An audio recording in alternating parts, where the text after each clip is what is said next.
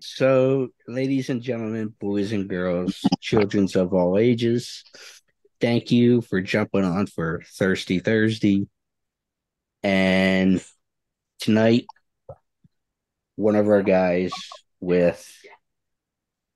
he's the creator of Killers, the card game.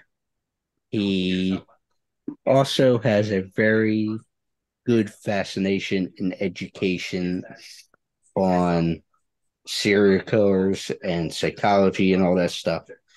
And at a show where we first got connected, he actually did a panel, which I will share the link to that as well.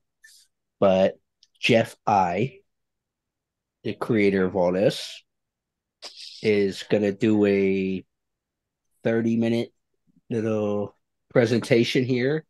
Then we will allow then people here to ask questions, all that fun stuff, and make it very interactive.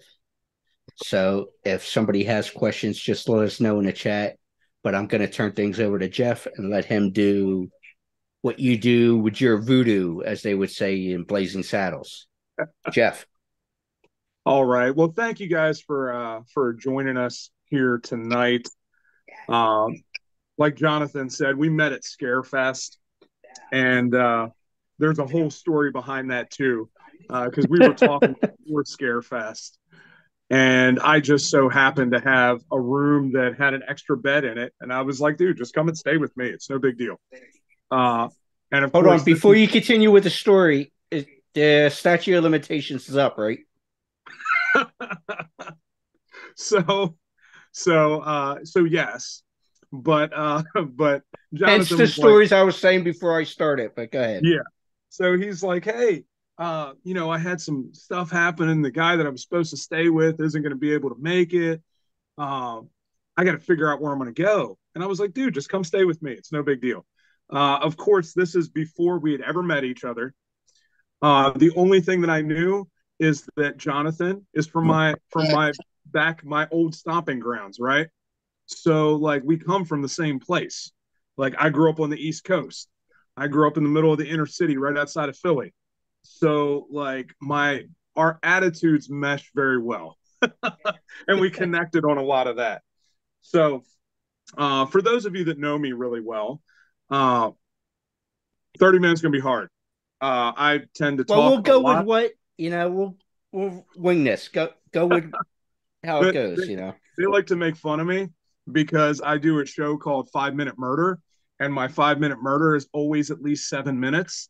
So if that tells you anything, I will tell you this: the talk that I had at Scarefest was the most well attended talk of the entire weekend, and I was really proud of that. That people tend to really like serial killers, and they all come out for that. So I don't And know can that I it has. interrupt one more time? So I'm Yeah, sorry. go ahead. Uh, of course, this was the most well attended panel, but I will also say it happened to be, and you'll have to ask me off air, folks. Jeff obviously knows the story. It happened to occur about 10 minutes after a fun, mixed, strong panel and little incident, but I don't want to take the time up to tell that story here. You can ask me off the air. So go ahead.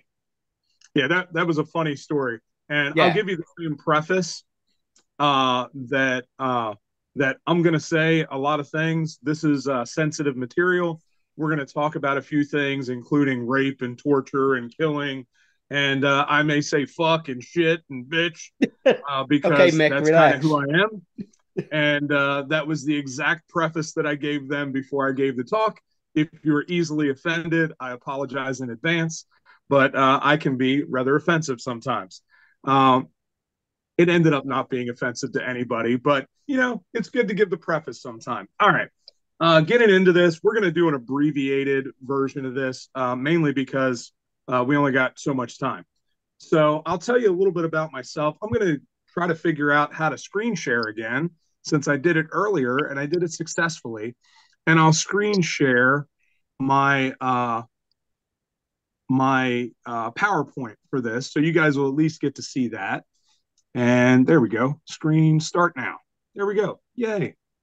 Look at this. I'm almost like I'm a professional and I know how to do this stuff. Uh, as you all get to see me type my PowerPoint in here. Bang. All right. There we go. Cool. All right. There we go. Look at that. Can you guys all see that? Yes. Okay, cool. I just want to make sure. So this is the PowerPoint that I use for my talk. We're going to go through this first part really, really fast.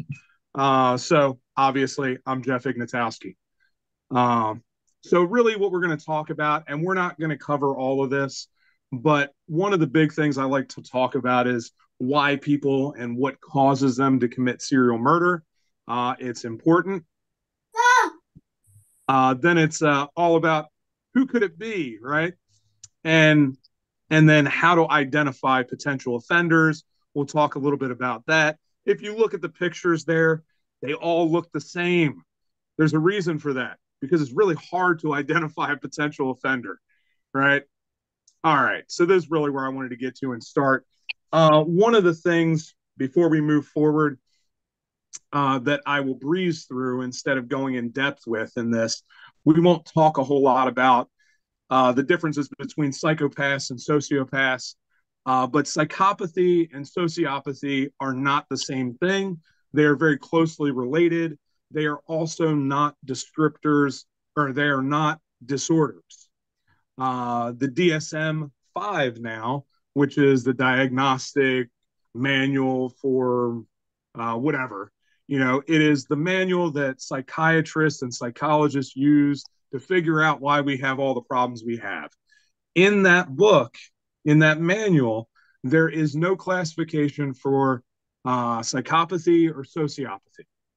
Those are both descriptors of antisocial personality disorder.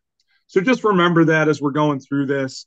And the only real difference between the two is that psychopaths do not have empathy, whereas sociopaths do. Sociopaths understand what they're doing. They understand that they are doing wrong, and they choose to do it anyway. Psychopaths cannot, really, they're not very good at connecting with society, where sociopaths can. So there you go. There's my quick little 3-minute spiel on that. In my talk, I go a lot more in depth because that's an important distinction. And understanding that is really helpful when you're looking at serial killers. So my background, let me see if I can get this all up at once.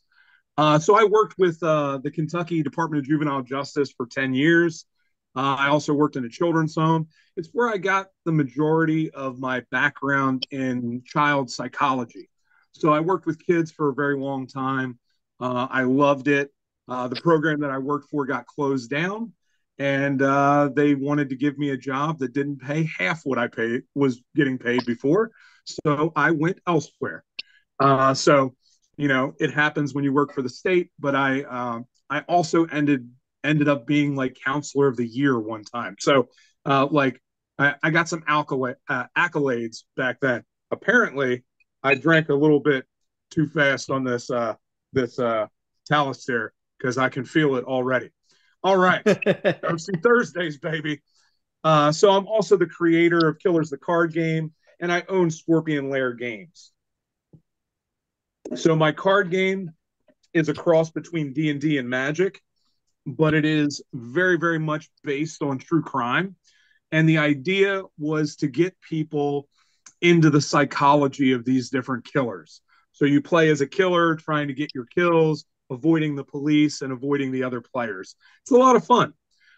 So I also fought professionally in mixed martial arts. I coached a bunch, and I was at one time one of the top ultra endurance athletes in the country. Lots and lots of fun going and doing dumb shit all over the world, being yelled at by many people, and figuring out where my limits are. So there you go. That's my background, all the dumb stuff that I've done.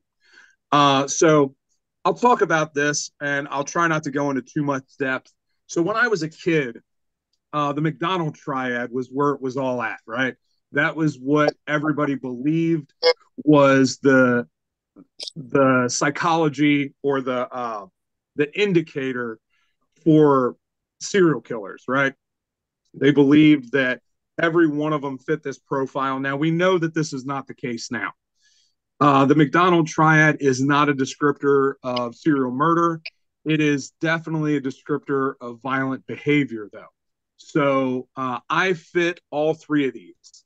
So I come from this at a very unique perspective. Uh, Unlike a lot of people that come to this, they come to it from a very academic place. I am not that guy. I come at it from a very personal place. I grew up with all three of these, and I always wanted to know why I felt that way. Why is it that I had all these thoughts? Why is it that I, dealt with all of those experiences and all of the, you know, the voices and things like that? Why did I grow up feeling that way? Why did I have all those intrusive thoughts telling me to kill people? So I grew up with feeling that way, and I wanted to know why. So that's really what got me started on all this. So if you don't know already, the McDonald triad is three things, hence the word triad. It is abuse of animals, bedwetting, and fire starting. And that is late bedwetting. So when I was a kid, I abused animals. One time, my grandfather's dog bit me Oh, in the face mm, because I was trying to cover the dog in oil. Uh, why I was trying to do that? Don't ask me now. I don't know. I was a kid. I did lots of terrible things to animals when I was a kid. I love my four cats now. So to show you how people can change, uh, I have four lovely little kitties that run around, and I sleep with them and cuddle with them as much as I can. So late bedwetting. I wet the bed until I was 13 years old. I have a healthy fear of electrocution because of that.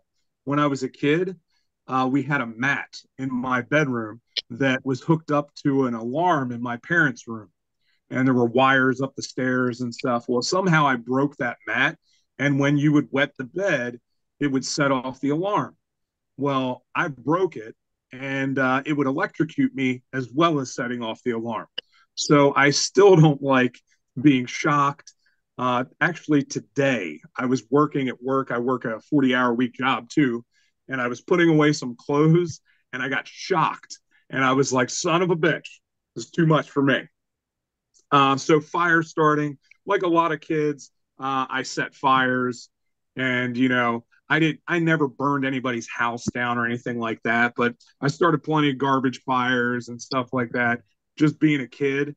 But those three things combined together are a very good indicator of violent behavior. But when you look at people like BTK, for example, Dennis Rader loved dogs, right? He loved animals. He had the other two, but he didn't have the third one. So he doesn't meet the requirement of the McDonald triad. There are several serial killers that don't fit all three of these things. Of course, we didn't learn that until about 10 years ago. But and then there's this little meme there, and I will go over this real quick. It says the happiest place on earth. It's got a blown up van in the back, and then it says that time Mickey saved my mom. And just to tell you how deep and dark I got in myself, when I was a kid, my mom was very, very abusive towards me. And when I was, I don't know, 8 or 9 years old, I tried to have her killed.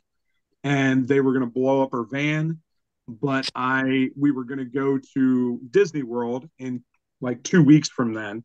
And I asked the guys that I had doing that. They were a bunch of Colombian drug dealers that I that I hung out with, and they said, "Hey, we could take care of that for you next week." And I said, "Well, can you wait 2 weeks until we get back from Disney?" And they said, "Jeff, this is not a scheduling service. You either do it now or you don't do it." And I chose not to do it. Hence the meme. All right, moving right along. Now that you guys know more about me than you ever wanted to know, this is the big question. What is it that changed your path? What is it that changed mine? Because this is something I always talk about. All of us could potentially kill, right? It doesn't mean that we would be a serial killer because that's a very, very different thing. And we'll talk a lot about that. But given the right influences, given the right circumstances, each one of us could rationalize killing another human being. And when we look at society as a whole and we see people that murder other people for a million different reasons, it's not beyond us as human beings to do that given the right circumstances. So you have to figure out, you really have to do some self reflection and look at what's changed your path, right? And what has created you to be the person that you are, a very sensitive and loving person, or a very angry and upset person, and figure out, what influences you have that could change that, or could bring you to a better place, or level you out, because balance is always good. All right, all right. I already talked a little bit about this. This is the hair psychopathy checklist. In my talks, I go over this and I have people fill it out because it's really cool. And it will tell you, if you go, there's a something online. I think it's called the psychopathy check test. And you can take that. It's based on the hair psychopathy checklist. And it will give you a rating and tell you how close to a psychopath you are. For the original test, it's out of 40, and I score about a 36 on that. I am very high on the psychopathy checklist. Or no, if it's above a 30, clinically you're a psychopath, and I'm like a 28. I'm right on the cusp. But there you go, just so you know who you're talking to. All right, sociopath. There we go. All right, we're going to skip through this and get right to the meat of it. We talked about serial killers, and that is the focus of this. So on this little thing here, sorry, I got to take a drink because I'm talking. You got old Ed Kemper. Some of you know who Ed Kemper is. Ed Kemper, of course, killed his grandparents, killed, I think, 7 women, and then killed his mom and her best friend. When he killed his mom, he cut her head off.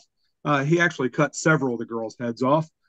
And then he, proceeded to desecrate his mother's head and then stick it up on a dartboard and throw darts at it. Shortly after that, he turned himself into the police. He is still alive. He is in really bad health right now, but also used to read books for deaf people. So, very, very fascinating case study on Ed Kemper. Also, he was almost 7 feet tall, 6'9", I believe. Really tall, gigantic man. The other picture there is old H.H. Holmes, one of my favorites. Turn of the century, right at the 1893 World's Fair, killing a whole bunch of people, possibly up to 300. Nobody's really sure about that. And as I look across my room right now, I'm looking at a ticket from the 1893 World's Fair that I have in my own personal collection. Crosses both H.H. Holmes and P.T. Barnum, 2 of my favorite people. All right. And then Eileen Wuornos, who has always kind of been known as the first female American serial killer, which is not true at all. But she's a great case study and a fascinating, fascinating case. If you get a chance, check out the Behavior Panel. They do an episode on Eileen Wuornos. It is fantastic. You get a lot of insight into her. All right, so Ramirez said, "We've all got the power in our hands to kill, but most people are afraid to use it. The ones who aren't afraid control life itself." So, Ramirez, of course, very, very crazy guy, the Night Stalker, killed a lot of women, or killed a lot of people, not just women, but would break into houses in LA, and eventually gets caught because they recognize him, and the public beats the shit out of Ramirez and holds him down for the police to come and get him.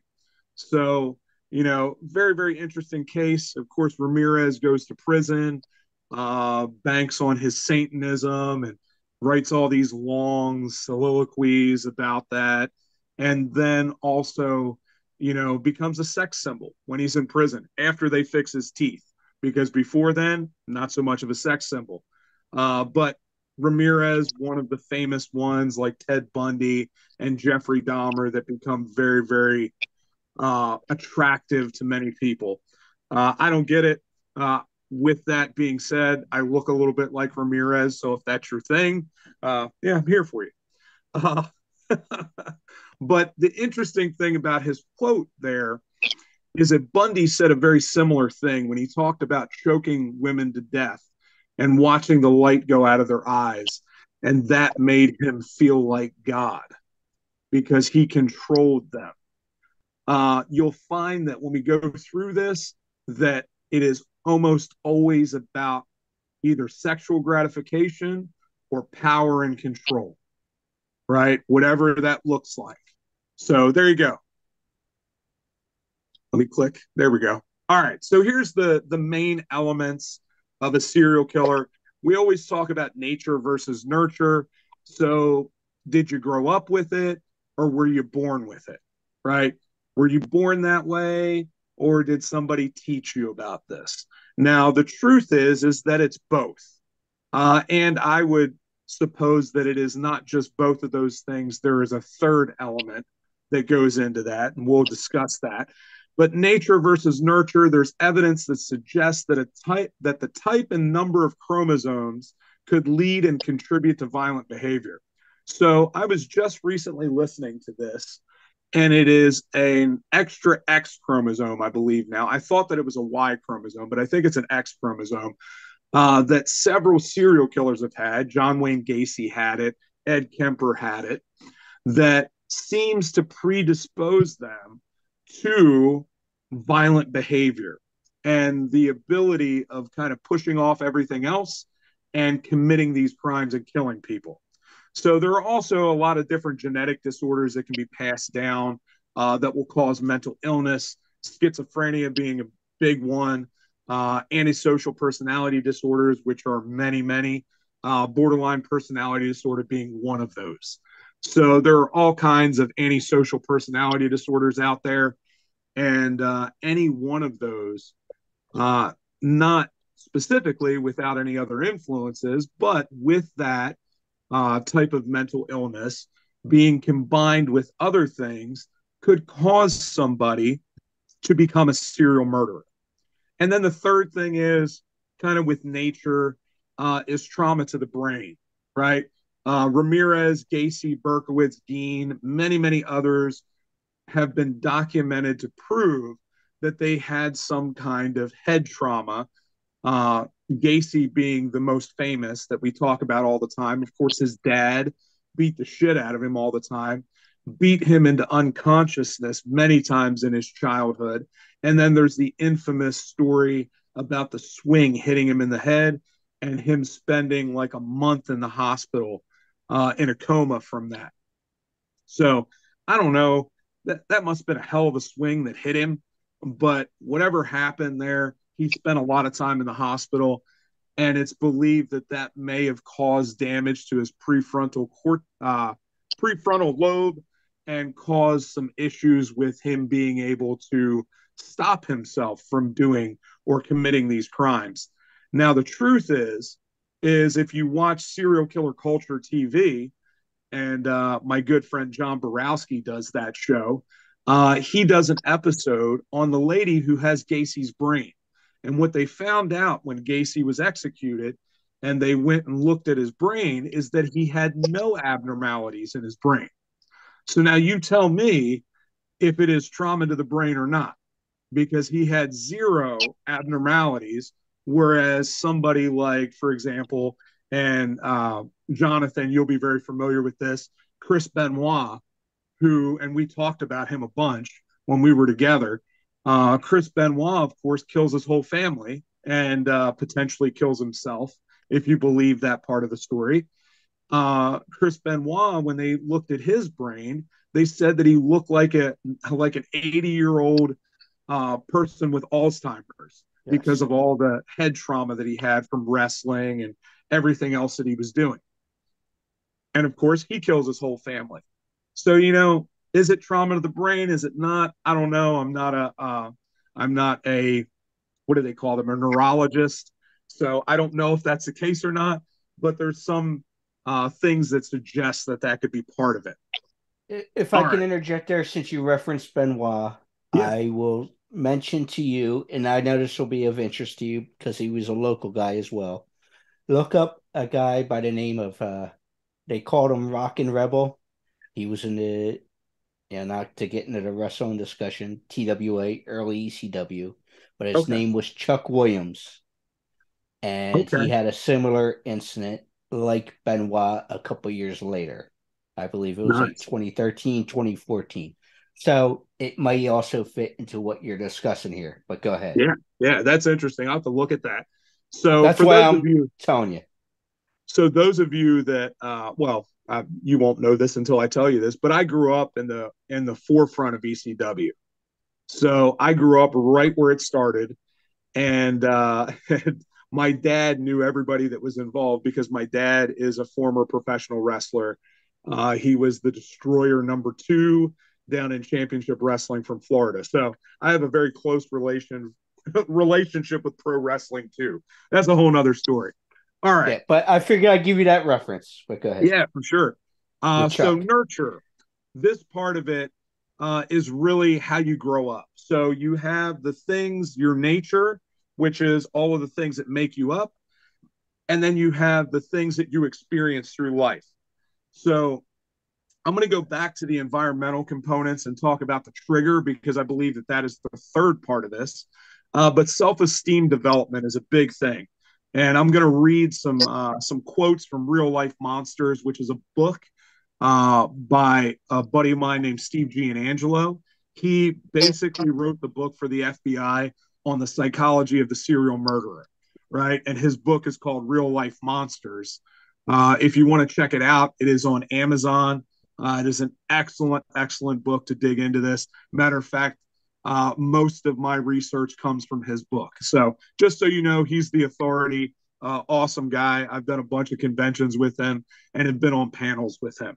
So he says, along with physical abuse, the childhoods of most serial killers are filled with systematic emotional rape that harms their impressionable psyches. This injury prohibits them from developing a healthy sense of self, an understanding of intimacy, or feelings of personal esteem. So, as you grow up, if you have people that tell you you are fat, you're a piece of shit, you'll never amount to anything, we didn't want to have you anyway. All of these things in our formative years change us and they put us into a place where we don't understand people. We don't understand empathy. We wonder why we have children now that are struggling from all of these depression issues and anxiety issues. Now, I'll also tell you that a lot of that has to do with medications and things that we've given them that have caused some of that. But some of that is because we're not supporting their self-esteem, and we're not helping them really get to a place where they can deal with life in a positive way. So, and again, I'm not immune to that. I grew up with a mother telling me that she didn't want me, that, I was never going to amount to anything, and that I wasn't her child, and she beat me and all of this stuff. So I grew up right along with these people. I understand the difficulty that I had figuring out how to connect with other human beings and how to be a loving, compassionate person, because I grew up without any of that. I didn't understand how to do any of those things because the models that I had for me were not loving or compassionate. So, how do you learn that if you don't have those influences around you? So, it took me a long time, like 20 years, to get to a place where I could really interact with people. So, childhood is when these killers develop obsessive and distorted views of their own identities and their ever increasing need for control. Most have had little, if any, control over themselves or surroundings as children, and their resulting fear and dread in relation to control issues is understandable, if not predictable. So, cutting that down to its base, a lot of these children didn't have any control. Maybe they were locked in rooms. Their parents were very overbearing and wouldn't let them do anything. Sometimes they were very religious and everything was off limits. And they grew up with this feeling of no control. So as soon as they are able to get some control, and of course, in these types of people, it's a very distorted thing, but they are looking to get control any way that they can. So, the obsessions happen. And this is often where the sexual implications come up. And that's the next thing we're going to talk about. And we'll get back to that trigger. So the sexual components, fantasy life, control, lesser crimes are a big thing. So some form of sexual gratification is often a part of serial murder. If not the murder itself, the ritual around the murder is sexually gratifying. So they don't necessarily, like, for example, Bundy, who would commit necrophilia and he would go back and have sex with the dead bodies. Not everybody gets off like that sexually. For example, Samuel Little, of course, he would pick up prostitutes, he would have sex with them, and then he would leave his semen at the scene of the crime, right? And of course, they didn't catch him for a long time. Guy had the potential. He was convicted of, I think, 63 murders, claimed to have killed 93 women. The most prolific American serial killer ever that we know of. So, but there are many, many people. Andre Chikatilo was another one that could not, he was impotent and could not have sex with his victims. But the wrestling around with them would get him off sexually. He would ejaculate while he was wrestling with them. So again, it was a very sexual component, not something that was next, like he didn't penetrate them because he couldn't, but it was still sexual for him. So a deviant and consuming fantasy appears to be the fuel that fires the process. Serial killers seem at an early age to become immersed in a deep state of fantasy, often losing track of the boundaries between fantasy and reality. They dream of dominance, control, sexual conquest, violence, and eventually murder. And what you see is a lot of them are very socially awkward. David Berkowitz was one of those. Or maybe they don't have, Richard Speck, another one, was not a uh, pleasing looking human being, right? So he had to find a way to get his jollies. And so, you know, capturing and killing women ended up being the way to do that. So it ends up often being a sexual conquest for them. And, you see a lot of these things like David Parker Ray, who would imprison women for up to 30 days, right? And he would take them in his van and he would torture them. Many of those women he didn't kill, he released, but he would torture them for weeks, sexually doing things with them, allowing his dogs to do things with them, allowing his girlfriend, or I think might have been his wife, to also do things to them. Just horrific, horrific things, but all because he wanted to control and violate these people. So sexual fantasy plays a big role. And so Steve said control, whether it's sexual, sadistic, revengeful, or any of the other mindsets held by the killer, seems to be the underlying drive and is the source of the killer's motivation and direction to possess them forever. This is something that you hear from Jeffrey Dahmer, right? Where he wanted to never have those people leave him, right? He killed them and ate them because he believed that they would stay with him forever. So again, all of these, well, not all of them, but many of them want to control their victims to the degree that they never leave them. It's why they take trophies. It's why they, go to the crime scenes over and over again to continue to relive that. So, it's they want to possess them forever. All right. So going back before we read this definition that Steve gives us of serial murder, uh, the one thing that I skipped and that I wanted to go back to is the trigger. So there is always, we talked about nature and nurture, the two big things that make up every human being. But there is a third element that ends up making a serial murderer, right? There has to be some kind of trigger, something that sets their fantasies, it sets the vicious cycle in motion. Whatever that is, whether it's an argument with somebody, whether it's somebody telling them that they're worthless and they're no good and they're a piece of shit, that wakes up all of that bullshit that they have in their head that causes them to then move on. And we all have triggers, right? Just the serial murderer, their triggers are on a whole different level. But anybody that you talk to, and we live in a society that is continuing to travel down this spiral, right, where we are constantly offended by all kinds of things that people say or how they act, and those are all triggers, right? We're triggered by the things that people say. We're triggered by the way that people act, and we all have them. The thing is, we have to know what those triggers are. And what I will suppose to you is that serial murderers or psychopaths or sociopaths don't have a way to self reflect and understand who they are and what their triggers are, right? So when a trigger happens, they fall into that cycle and they cannot get themselves out of it. They then go ahead and they start maybe searching for a victim. They start looking, and then everything supports that. Everything they find supports their sexual fantasy or their devolving self-esteem, and then it ends up making them fall back into that cycle of killing. We'll talk more about that in a second. A serial murderer, this is Steve's uh, definition, is an offender who actually makes repeated physical affirmative steps towards killing other human beings to satisfy a psychological need.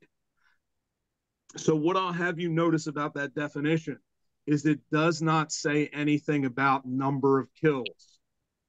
So, the classic definition of a serial killer is 3 kills with a cooling off period between each one.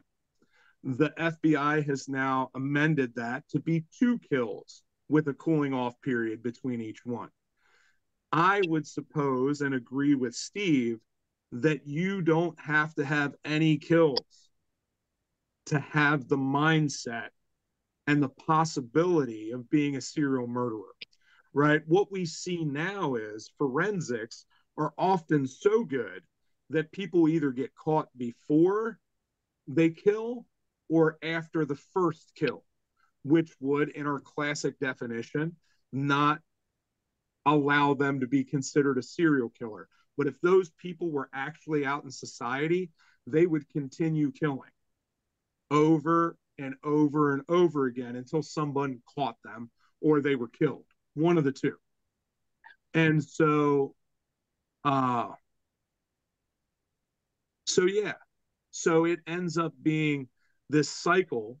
And, we really need to look at that definition and understand that it is more about a mindset of a serial murderer than it is about a classification of a serial killer, right? And so, yeah, we can talk more about that. I'm sure you'll have questions.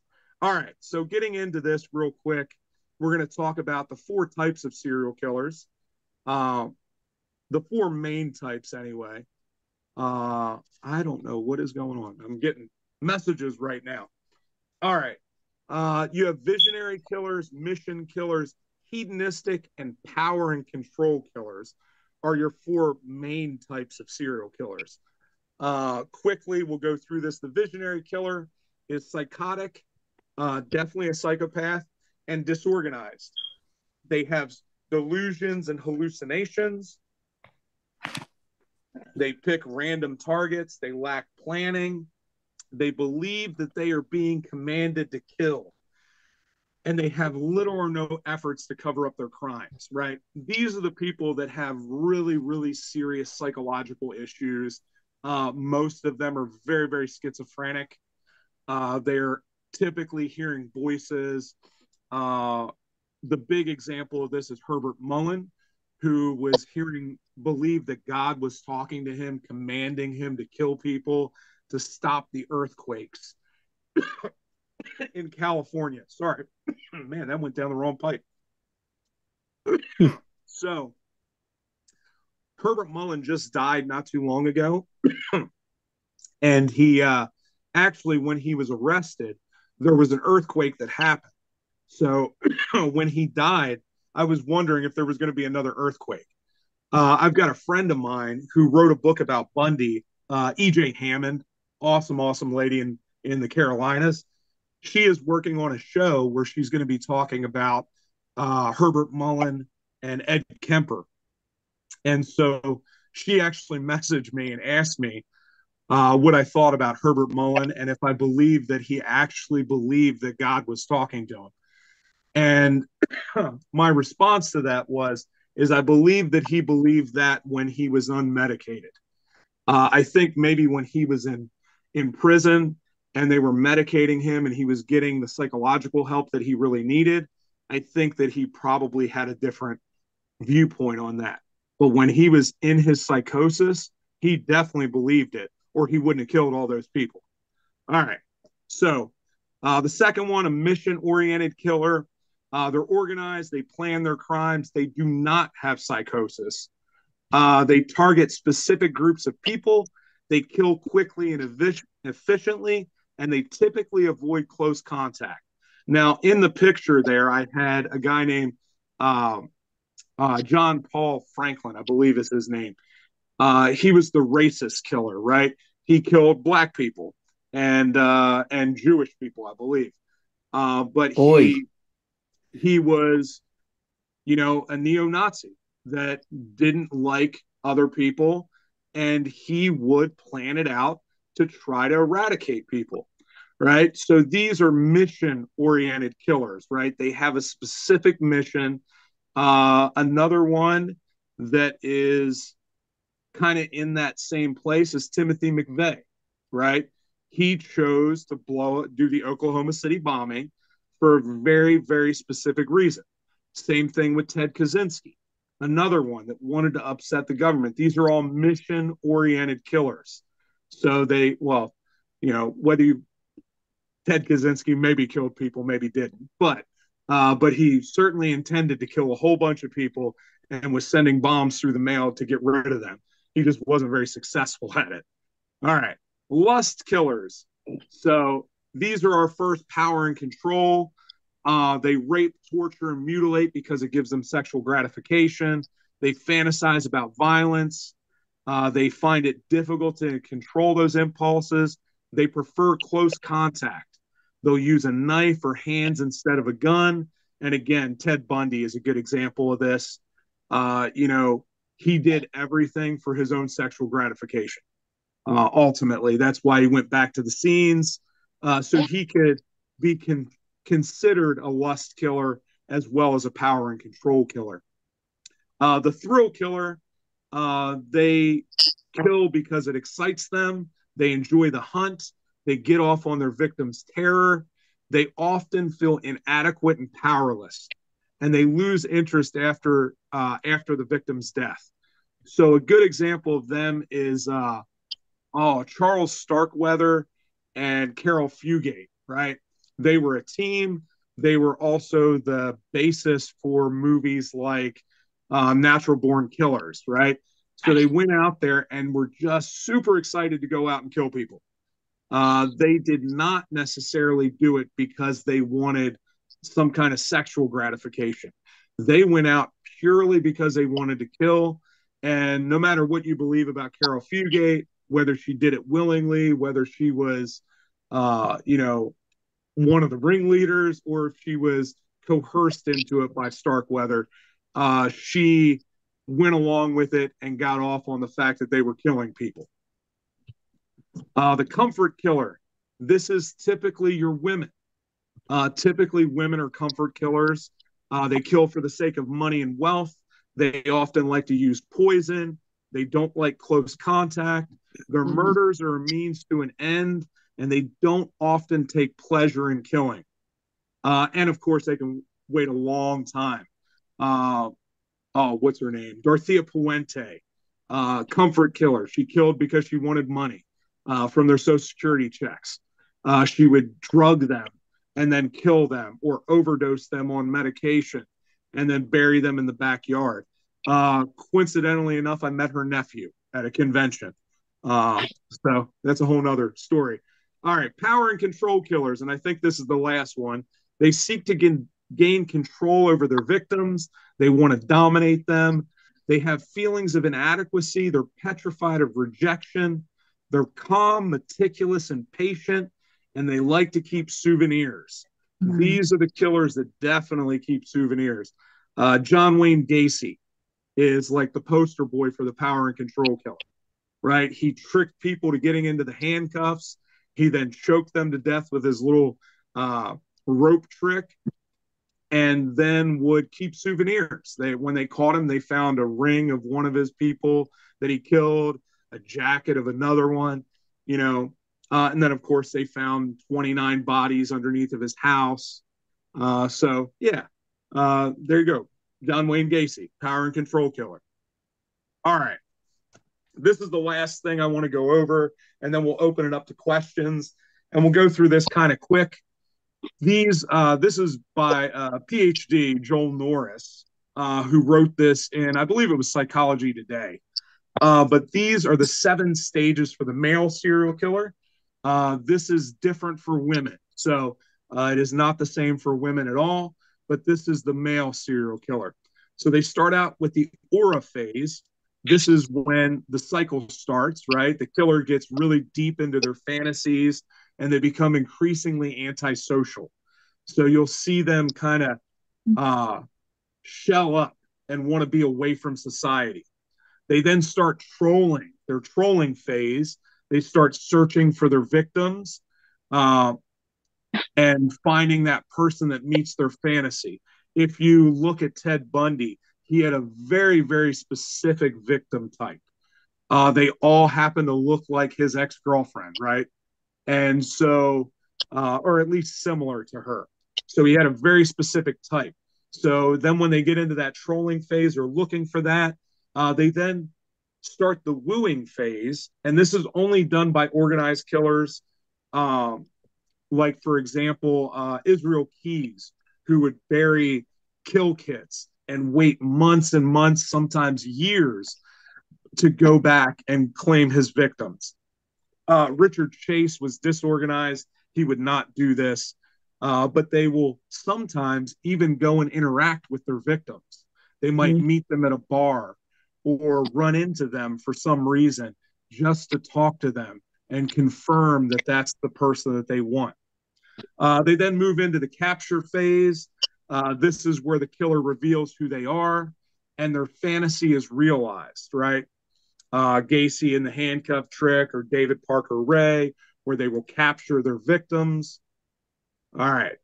Then you move on to the murder phase.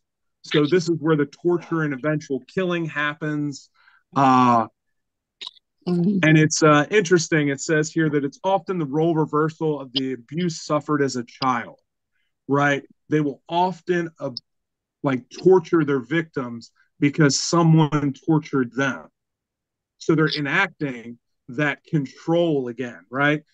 This happened to me, and now it's going to happen to you. And they flip that on them. Then you move into the totem phase. This is where they take trophies of their victims. That way they can relive it. Now, here's the thing that we often don't talk about, the next phase, right? We often don't talk about them being depressed because after they kill, most killers will fall into a deep depression. Often they talk about possibly killing themselves or turning themselves in. Many of them don't do that, but they almost always talk about that because there's a letdown after they kill and they think that their fantasy is going to be realized, because the reason why they kill is to fulfill a fantasy. But the problem is that the reality is never lives up to the fantasy. So they can never realize it, which is why they continue to kill over and over and over and over again, because they're trying to chase that. Just like a heroin addict trying to chase that high, that perfect high, they can never get it. And so they kill over and over again because of that. So that depression can last for days, months, years, and it always results in the killer hoping to try again to recreate that fantasy. They're always trying to chase it. All right. There we go. There's the last thing. I will stop this. Uh, you can check out all of my stuff. I'm sure that there are links to it. But there you go. There's a Jeff, little bit of serial killer psychology tonight. hey Jeff, as we open up the floor to questions, I'd like to start off with two questions if I can. Get it? And I was joking, saying with a couple people in the room that I feel like I'm back in college. I was taking notes as I sat here and drink whiskey. And one I would say is based on your background with working with children and all. And I'm curious to know, and I don't know what ages you were working with kids at, but did you notice a difference with kids, depending on the age, going through puberty and stuff when your system is all out of whack as Yeah. far as where their mindset was? So I worked with kids from 0 to 17. Okay. So So you every see the single gamut. grade. Yeah. So what you find out is between the ages of about 6 to 13, that whole puberty phase, right? Is that kids don't understand. They have no frame of reference, right? They don't understand consequences. They don't understand future problems. So, for example, you try to tell a kid that's 8 years old that, hey, if you don't go to school and do what you're supposed to do, you won't be able to get a good job. You won't be able to have money and live. Well, they have no frame of reference for that. So they don't understand those types of consequences. They don't understand that the things that they're currently doing are going to affect them for the rest of their life. So the behaviors that they have, it's very, very hard to curb those behaviors because reward and discipline are difficult during those ages. Once they get above, into their teenage years, 14 plus, you have a little bit better control over that. But if you don't give them good parameters early, you have no control when they become teenagers. None. You can't just create that control later on. It doesn't work. Hopefully And that the other answers. question I had there was you quoted Steve G about sexual control and rape and all that kind of thing. And when I say that, I'm not making light of it, obviously. But with rape and the sexual control and such, at least stuff that I have heard, from a professional standpoint, it is not so much and I know you touched on it, the sexual gratification of things, but it's more of a control aspect. So could you maybe talk about that a little more about I guess Yeah, the mental power of things, if that makes yeah. I sense. think I think a lot of that. Let's face it, uh, especially for men, and I can't speak for women because obviously I'm not a woman, right? But for men, uh, you get off and that's it, right? It's a very short time span, right? For men, uh, I I want to quote Dennis Leary, and Oh, Jesus Christ, here we go. and you come, you get up, you eat a cookie, right? So it's just for men, it is more about the control. It is always about getting that person into whatever sexual situation or whatever. It's leaving them and rendering them defenseless where you can do whatever you want, right? Whatever sick fantasy that is the control aspect. And often that involves sex because as human beings, all of us need a few things, right? We need food, we need shelter, and we need sex, right? Those are like your three basic needs. Now, how you take care of that is completely up to you. Whether you go to the grocery store, you get some food, you live in a house, you live in a shelter, you live in a cardboard box, right? It's all up to you. And then sex, we can get that by taking care of ourselves, or you can get that by a consensual partner, or you can do that through nefarious means and go and rape and harm other people.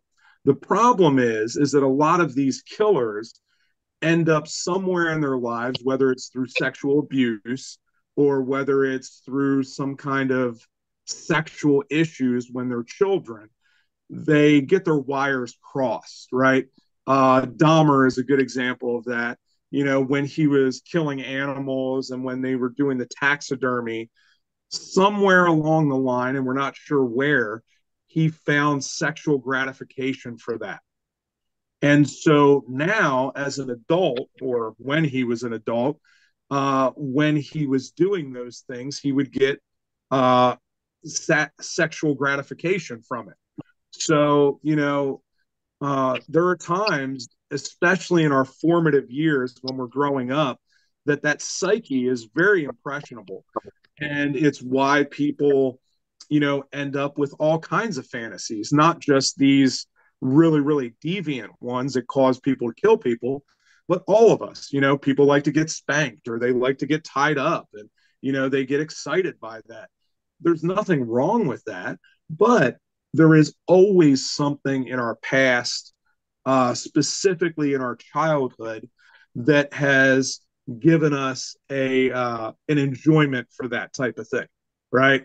So when we want to look at people and see why they do the things that they do now, we really have to look into their childhood and see what it was that formed them to be the person that they are, and what created that, because it all starts back then.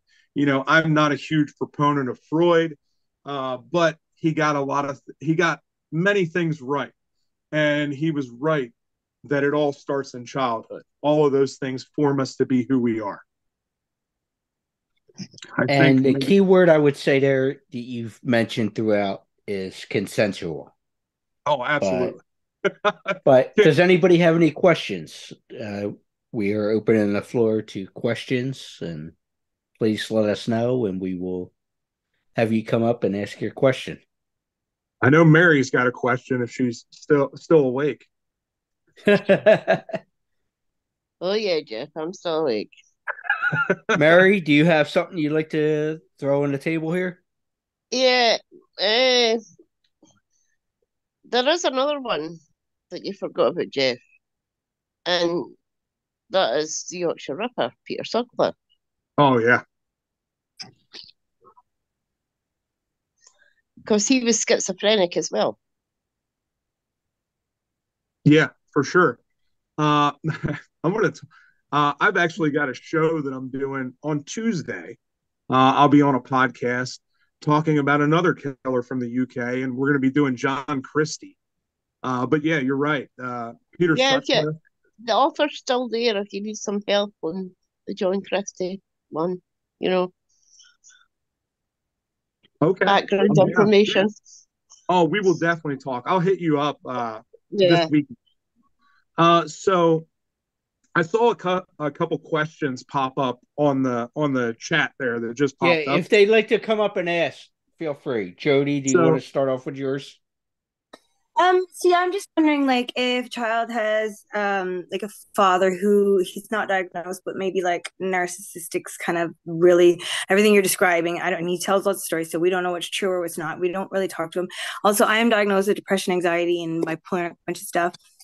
And so I'm just wondering, as a child, like she hasn't seen her father, so I'm wondering if stuff can be passed on because my oldest and I have noticed things in her little in my youngest, like as early as younger two, just mean streak, like she'll just come up and hit you for no reason and laugh, stuff like that. And I don't know how to explain it, but I'm just curious if that it's because they don't see the dad. I don't know how to explain it. I'm terrible at this and I'm bad online. So no, basically, is there, yeah. no, That's my question.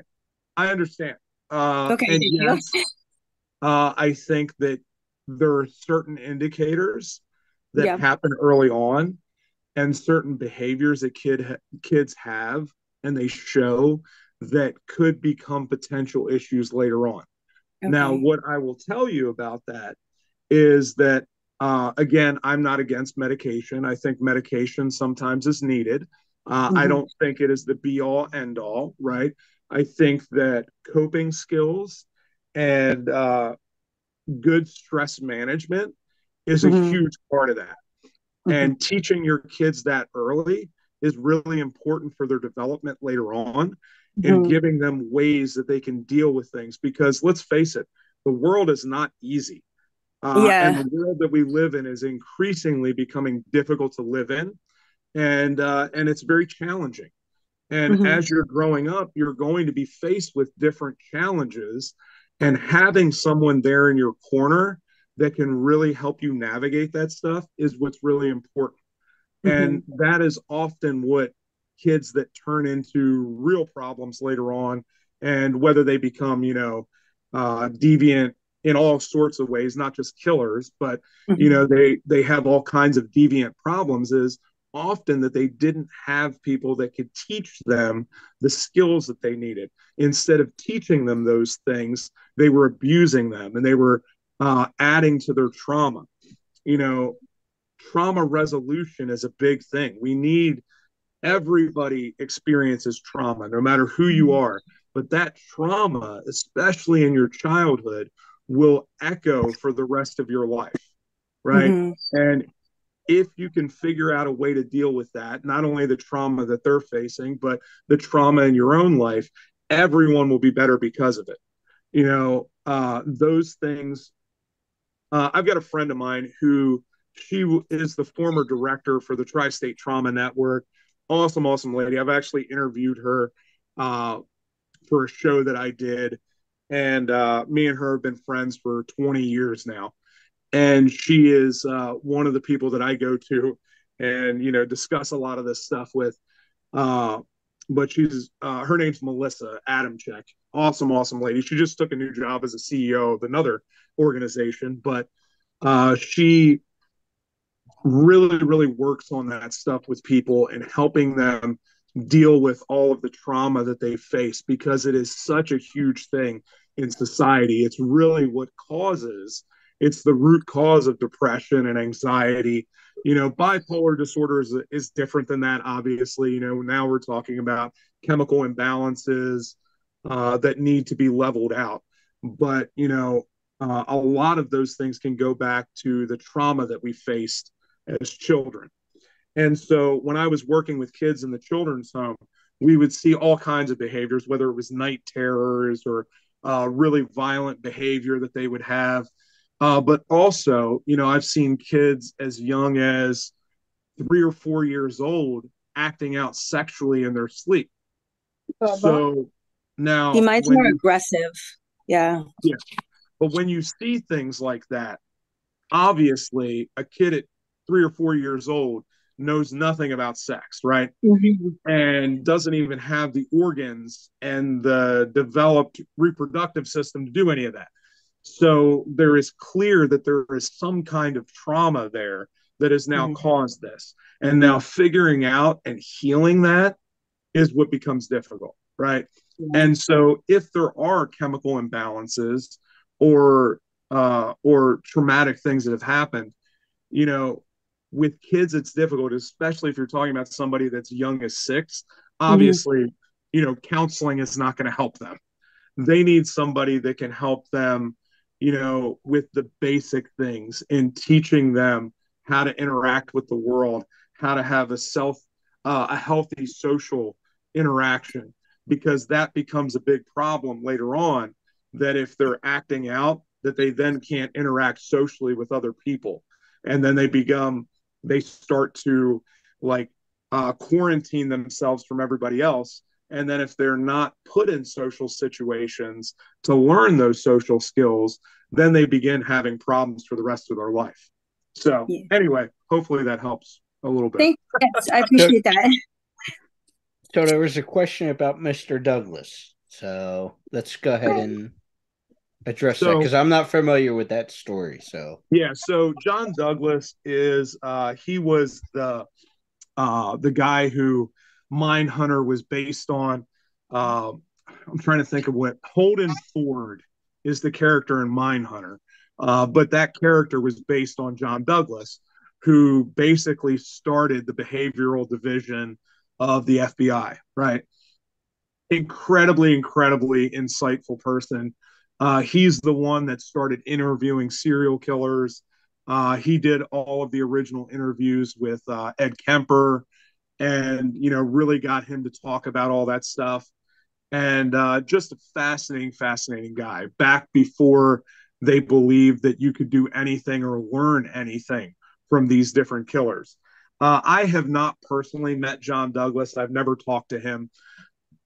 He is a fascinating guy, and one of my goals is to sit down and have a conversation with him sometime, because I think it would be interesting for him to profile me. But I think John is. I mean, he started the industry, right? He started all of this. If it wasn't for him, we wouldn't know anything about the inner mindset and the inner workings of a lot of these killers, right? So he also has an organization called the Cold Case Foundation that he started. And for any of you that are looking into this, great organization. Scorpion Lair Games supports them, and we donate some of our proceeds to them. But they help support different cold case divisions and give them money and resources to close some of these cold cases.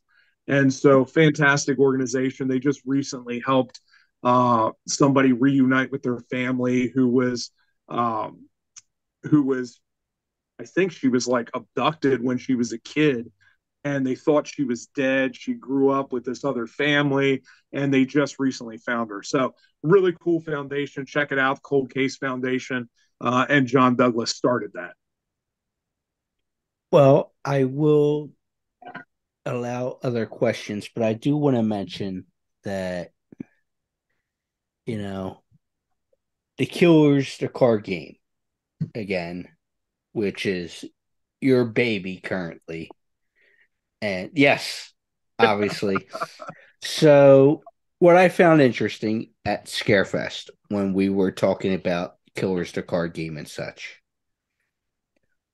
what is the response been? Because obviously you base everything, and we heard it tonight, on real life stuff. So Yeah. let's get a plug in for the game as well. So, the response for the game has been incredibly positive.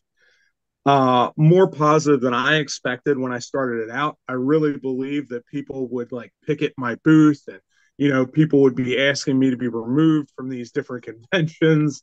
And I've only been banned from one place. It was a mall, and they threw me You out. banned from someplace? But the thing is, and all of you that are on here that are listening to me, obviously, I am intelligent, and I'm not some. Well, I might be crazy, but I'm not. He's Going not, folks. around. He's kidding. I'm not trying to glorify these people. However, they are historical figures, right? They lived in history, and they did horrible things. And the truth is that if we don't recognize those things, somebody said a long time ago that if you don't pay attention to history, history is bound to repeat itself. And if we don't like look into it and understand the psychology and understand who these people are and what created them, we have no chance of stopping it and changing it, right? All we can do is continue to watch it happen and house those people until we kill them. And that is not a good solution. We need to figure out strategies in getting them earlier so that we can curb those things, so we can influence them. And I think by providing awareness to people and helping them understand how many of these people are out there and what to look for, I think that is a huge step in that direction. And that is all about why I created Killers the card game. It's why I made it a role playing game, so you could get into the mindset of the killers, because I think it's important to do that in a safe space where you can really flesh that out and understand it better so that you can then have a healthier psyche. All right, I Yeah. saw some other question Yeah, come in. Reagan, I know you had a question. And by the way, I hate to embarrass her because I know teenagers get embarrassed, but she is the green thumb that I was talking about Oh, earlier. nice. What's your Oh, question? yeah. My question was, it seemed like you covered over a lot of different kinds of killers and murderers, but one thing that I was wondering about was cults and being manipulated to kill someone. I feel like that wasn't elaborated much on because there's a lot of events that have happened related to cults and related to being forced by someone or being manipulated or thinking that you had to do it because you idolize someone, like the Manson family and the Anthill cult. Lots of big events that have happened and that haven't been covered over at all. So yeah, so I agree with you. And so that is a whole different set of mindset, right? So we're specifically talking about serial killers. Cults are a whole different animal altogether. And so looking into their psychology and understanding that is completely separate from this. So in Killers the card game, coincidentally enough, we have a Colts expansion, right? So you can play as the Colts. And you mentioned two of the ones that we use in the game. We do have the Anthill kids in there. And oh, trying to think of what I could see his face right now, but I can't remember his name. Rock Terrio was the head of the Anthill Kids. And so just a crazy, crazy story about this guy it was up in Canada, I believe. And so he controlled all these people, had his own kind of commune, and he would do this crazy surgery on these people. He ends up cutting off this one lady's arm and doing all this crazy surgery to them. And, just a wild, wild story. Eventually ends up killing some people. He is another one that is, having sex with everybody in the cult. So, there's lots of stories about that.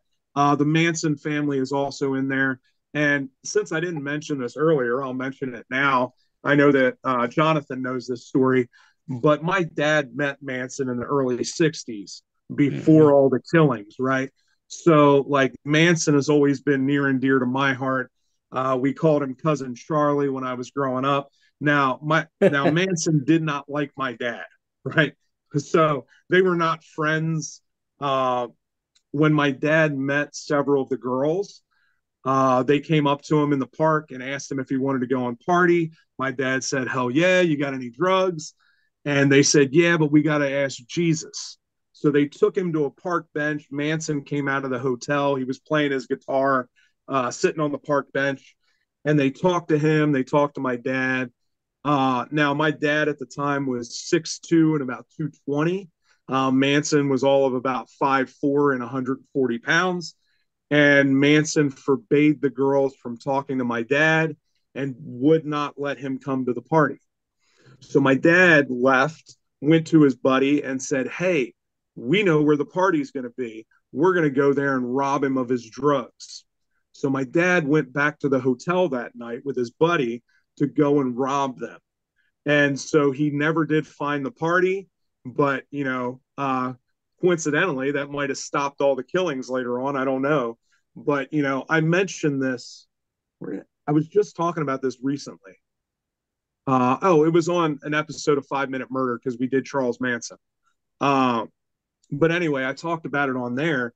My dad again comes from that time period. He was born in 1947, and so society was very different, very racist back then, and he agreed with many of the things that Manson said. So growing up, he'd have probably been a very strong part of the family if they would have accepted him. But Manson was intimidated by my dad and was not interested at all.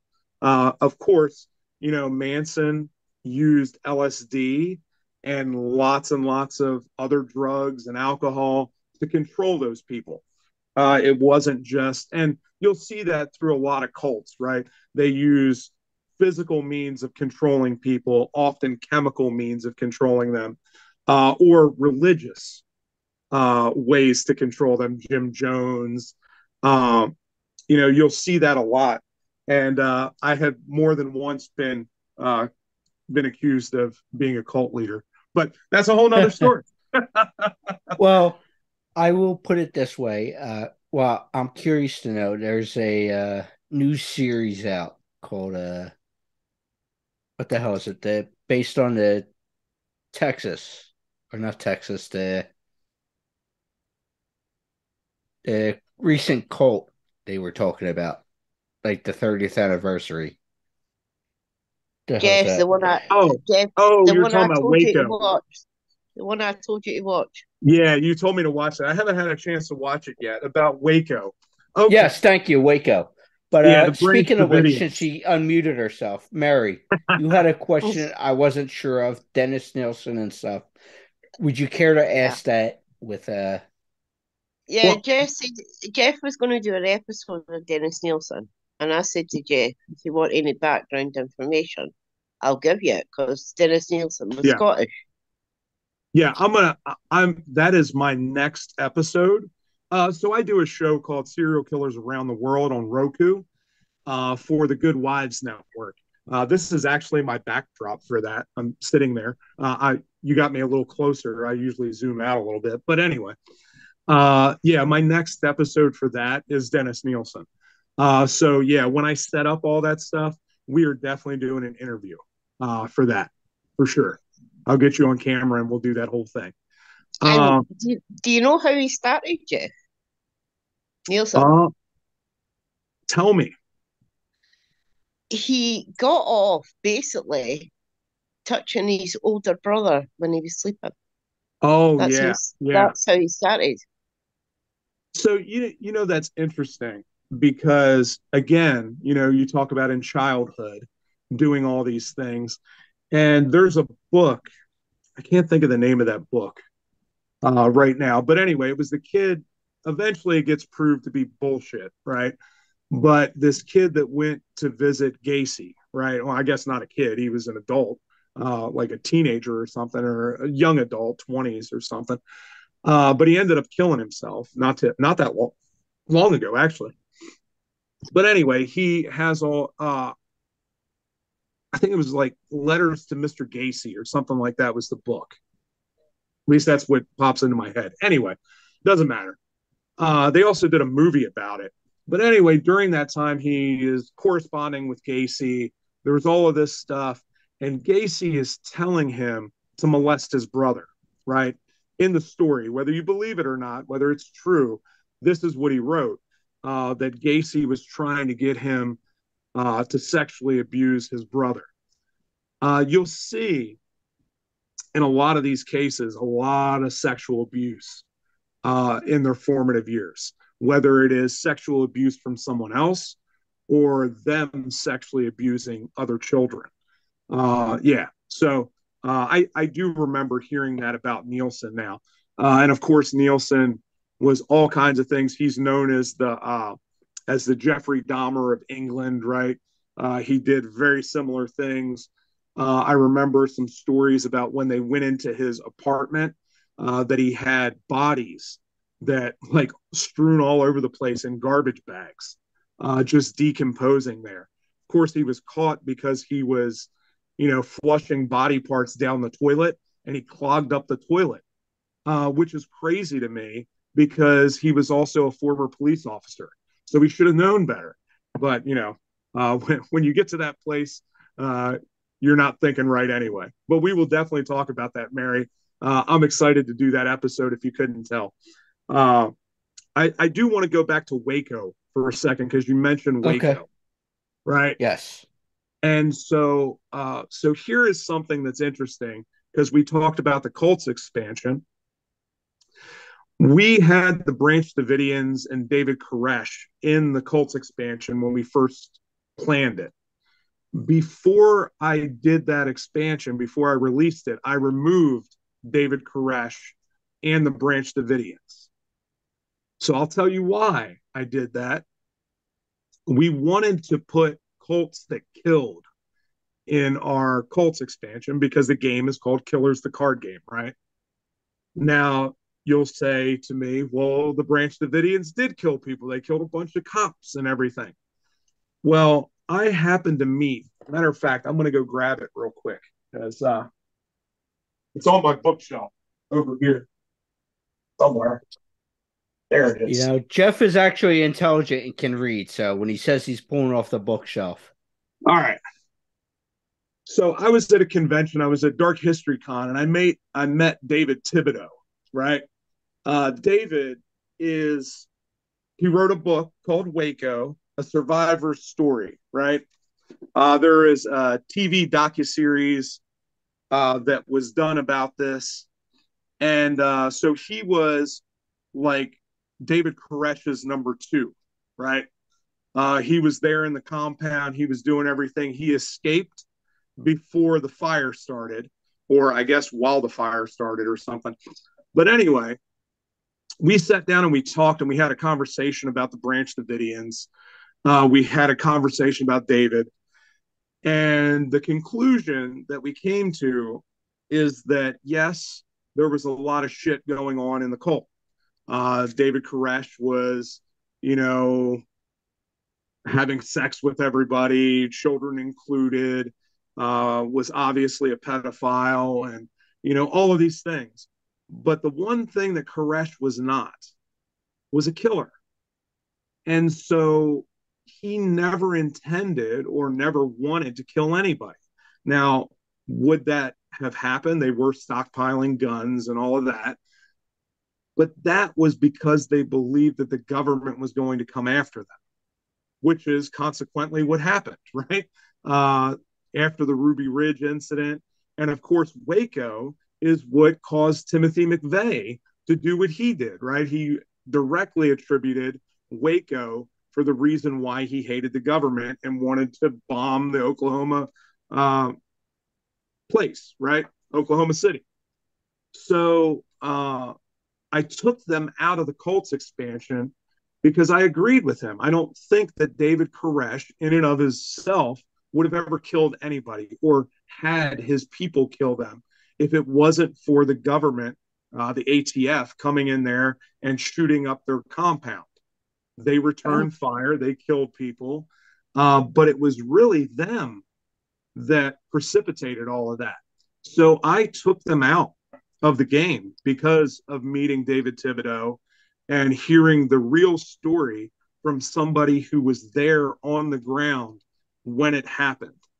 And I think it's important to understand all sides of a story before you take it at face value. I think we miss that sometimes. It doesn't change the outcome, obviously, but it certainly changes how you view the people that were affected by it. Miss Sky, you had something about the Boston Strangler. Would you like to ask? Yeah, the new movie that they have out about DeSalvo and theories, and what was your thoughts on him? So, it's interesting because they make a lot of good points, right? And I don't know that DeSalvo did it. I'm not sure. I know that he admitted to it and that he had a lot of the facts correct about the different murders. I don't think that he murdered everyone, if he did do it at all, right? I think that he may have been part of 2 or 3 of them. I don't think that he did more than that. But he certainly copped for it. And, this is also during a time where there was a lot of that happening, right? There were a lot of people that were admitting to things. Now, DeSalvo was a rapist, right? He was going around raping people all over the place. He was known to have done that. He spent time in prison before for rape. So it's not a big stretch to see him, getting into a situation where, somebody is struggling and he inadvertently kills them and realizes, oh shit, this is better than just the sex, right? And so it plays into that fantasy. So I think he probably did at some point kill some people. But I think maybe he felt like it was, hey, this is happening. Yeah, maybe I killed one or two, but somebody's out there. I'm going to get a lot of fame for this, right? So he ends up copping for the whole thing. But, I don't know. It's one of those things, of course, now we're never going to know the truth about that, if he was the Boston Strangler or not. Nobody's ever going to come forward unless somebody finds in their attic that, their or not but granddaddy was like, had all the artifacts and stuff and is, hidden in a chest in his attic. But it's the same thing with the Zodiac. We're never going to know who the hell the Zodiac was. There's no way to go back there. There's very few witnesses, or not witnesses, but of the victims that survived that are around anymore. I don't think we'll ever figure that one out. I think he probably either was arrested or died during that time, is why it ended so suddenly. I would be shocked if we find out. But yeah, anyway, Well, I feel I like I would was like going off to. on something else there. It's fine. I'd like to be respectful of everybody's time. We've been on here for an hour and a half or so, most of us. But unless there's any other questions, I'd like to wrap with Jeff. I know you're doing a convention in Grand Rapids. Yeah. So, and I will, for the public video of this, I'm Sweet. going to try this again in English. I'm going to provide links and stuff to your link tree and all that stuff for them to find the Killers, the card game and such. But also, could you mention the Grand Rapids show you're going to be doing? Absolutely. I will be on Saturday from 10 to 5, I believe. I think so. 10 to 5, 10 to 4, something like that. I'll be in Grand Rapids, Michigan, at the Oddities and Curiosities Expo. Great, great show. If you're into taxidermy or any of the crazy things, it is a really neat convention. There's all kinds of stuff there. All of the weird, wild, and wonderful they will have there. And one of those weird and wild and wonderful things is me. So I'll be there with Killers the card game, doing the whole thing, hanging out with everybody. It's a great show. I just did one in Louisville, and really the best show that I've done this year. Just incredible show. So if you're in the Grand Rapids area, come out and see me. I would love to see everybody and get to meet you all face to face. And Mary just mentioned about the crime trivia on Sunday. Oh, So could you mention that as well? yeah. Jump on Clubhouse. It is a little channel called True Crime Talks every Sunday night at 7 p.m. Eastern time. I have to remember to say that. I do true crime trivia. So we just get on there. We do 10 questions about true crime. Sometimes it's serial killers, sometimes it's mafia, sometimes it's ladies. We mix it up. Like the last 2 weeks, we talked about uh, the last week we talked about movies. I'm going to give you Sherry and Mary, who are in here. I'll give you the heads up. We're going to talk about, we did movies last week, and we're going to do music this week in relation to serial killers. So yeah, it'll be fun. Oh yeah, I'm on for some points in this week, Jeff. I could win again then. Nice. Mary did win last week. The week before that, she was dead last, though. So, it doesn't always work. It was, but if you remember, Jeff, it wasn't about serial killers. That's true. Serial killers. Yeah. So my question would be, with all that, if I were to join the trivia, does it count for the good luck that I have with this horseshoe I'm holding in hand that I got in LA? Hey, any bit of luck that you could get will help. Because I sure as hell need it, but What's funny? Can I say something, Jeff? Jonathan, you might as well hold on to that, because Sherry is known as the trigger finger. I knew you were Hey, going to say. I only connected with her today, so I can't say I don't know her too well. So So So, mean. like a typical trivia show, like if you go out to any of the bars and stuff to do trivia, the faster you answer the question, the more points you get, right? So yeah, Sherry is known to get those answers in quickly. and I'll put it this way.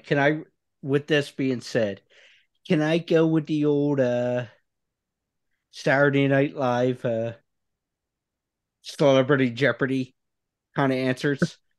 That is Oh, correct, Beck.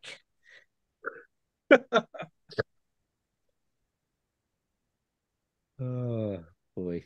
But everybody, thank you so much for the time. And Jeff, thank you for the education as usual. Thank you.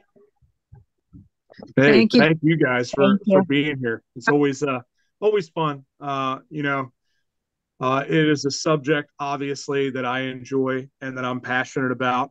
It's why I go and speak about it and talk to people all the time. It's why I'm doing the shows that I do. It's and I think it's important. I think it's important that we look at those things because